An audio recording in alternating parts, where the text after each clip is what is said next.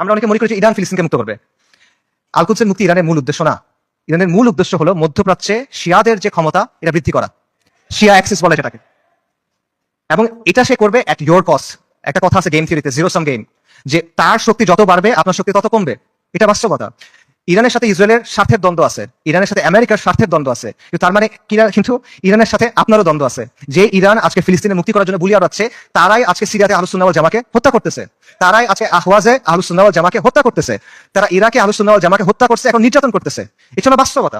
ইরানের স্বার্থ আর আহলুস সুন্নাহ ওয়াল জামার স্বার্থ কখনোই এক না। ইরান সক্রিয়ভাবে এই মুহূর্তে আহলুস সুন্নাহ ওয়াল জামার সাথে যুদ্ধে লিপ্ত। এই মুহূর্তে, আগে কখনো ছিল, পরে কখনো এগুলো বলছে না, এট দিস মোমেন্ট তারা আমাদের সাথে যুদ্ধে লিপ্ত, এট দিস মোমেন্ট তারা আমাদের হত্যা করতেছে। আমেরিকা যখন আফগানিস্তানে আক্রমণ করছে, আমেরিকা যখন ইরাকে আক্রমণ করছে, ইরান তাদেরকে সহায়তা করছে। এটা তাদের মুখের কথা, আমি বানায় বলতেছেন, আপনাকে চেক করেন। মোহাম্মদ খাতামি ইরানের প্রেসিডেন্ট ছিল 97 থেকে 2005 পর্যন্ত সম্ভবত। তার একটা বক্তব্য আছে যে তালিবানের বিরুদ্ধে আমরা আমেরিকাকে সাহায্য করছি, স্পষ্ট বক্তব্য আছে তাদের। এগুলো লুকোছাপার কিছু না। এবং সবচেয়ে বড় যে বিষয়টা, ইরানের ব্যাপারে সতর্ক হওয়ার সবচেয়ে বড় কারণ হলো যে তাদের সাথে আমাদের আকীদার দ্বন্দ্ব আছে, তাওহীদের ব্যাপারে দ্বন্দ্ব আছে। তারা আল্লাহর উলুহিয়াত, আল্লাহর রুবুবিয়াত, আল্লাহর সিফাতের ব্যাপারে শিরক করে। তারা আমাদের মা আয়েশা রাদিয়াল্লাহু তাআলা আনহার ব্যাপারে জঘন্য কথা বলে, যেটা কোনোদিন কিয়ামত পর্যন্ত মানা সম্ভব না আমাদের পক্ষে।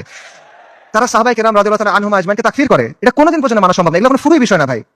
এই জিনিস মেনে আপনি কোনো কিছু করতে পারবেন না। আল্লাহ আল কুদসকে এই শিরকের সাথে এই করে আপনি মুক্ত করতে পারবেন না। ইরানকে আপনার দেখতে হবে ক্রুসেডের সময় উবাইদি সাম্রাজ্যের মতো করে। ক্রুসেডের সময় একটা সাম্রাজ্য ছিল, উবাইদি সাম্রাজ্য। এটাকে আপনারা অনেকে ফাতেমি খিলাফত নামে চিনেন। এরা আকীদাতে ছিল ইসমাইলি শিয়া, মানে ইমামি শিয়াদের চেয়েও খারাপ, বাতেনি এরা, ইসমাইলি শিয়া। তারাও জেরুজালেমকে মুক্ত করার কথা বলতো, তারাও ঐক্যের কথা বলতো, কিন্তু ইতিহাস খুলে দেখেন তাদের ভূমিকা কি ছিল, আহলুস সুন্নাহর সাথে তাদের ভূমিকাটা কি ছিল, এটা ইতিহাস খুলে দেখেন। এবং এটা শুধু তখন না, এখনো এবং এর আগেও ছিল এরকমই। কাজেই ইরানকে আপনার উবাইদিদের একটা আধুনিক সংস্করণ হিসেবে দেখতে হবে। তবে credit where credit is due, ইরানের কিছু অর্জন আছে যেটা আমাদের নাই, এটা আপনার স্বীকার করতে হবে। শিয়া স্বার্থের জন্য গত 4 দশকে ইরান যেটা করতে পারছে, কোন সুন্নি শক্তি সেটা এখনো করতে পারে নাই, এটা বাস্তবতা। শিয়াদের আছে একটা রাষ্ট্র আছে, তাদের একটা জিওপলিটিক্যাল প্রজেক্ট আছে। মধ্যপ্রাচ্যে আহলুস সুন্নাহর এরকম কোনো কিছু এখনো নাই। বৈশ্বিকভাবে ফিলিস্তিন ইস্যু ব্যবহার করে ইরান প্রতিরোধের একটা রেটরিক তৈরি করছে, এক ধরনের সফট পাওয়ার তৈরি করছে। এটা আমরা তৈরি করতে পারি নাই, এগুলো বাস্তবতা। এই ক্রেডিট তাকে আপনি দেন, এই অর্জন স্বীকার করেন, কোনো সমস্যা নাই। কিন্তু